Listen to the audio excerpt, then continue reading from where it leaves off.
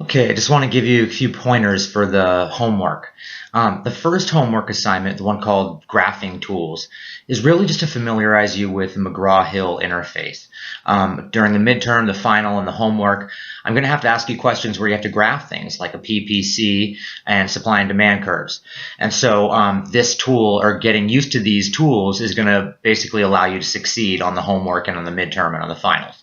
So for this one, I've given you 3 attempts.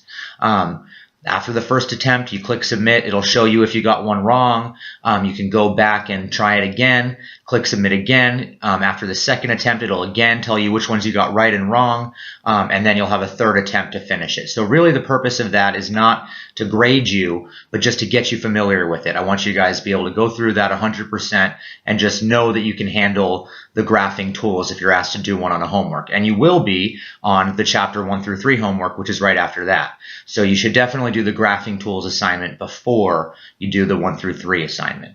Now the 1 through 3 assignment is going to be kind of a midterm prep. Now some of it will be more difficult than the midterm, but it'll definitely be closer to a midterm question than something you'll see on the Learn Smart assignments. And I kind of already explained that in the intro video. What I would suggest for the homework is make sure you have a sheet of paper available so you can work out the solutions on the paper before you enter them in on the computer. I found that when I take assignments or quizzes on a computer, I feel like I can't use paper, and that's just not the case. So please feel free to use paper. You have access to your ebook. You can go in and kind of review the stuff and figure out if you're doing it right or wrong before you submit the problem. So please use all those tools I've given you.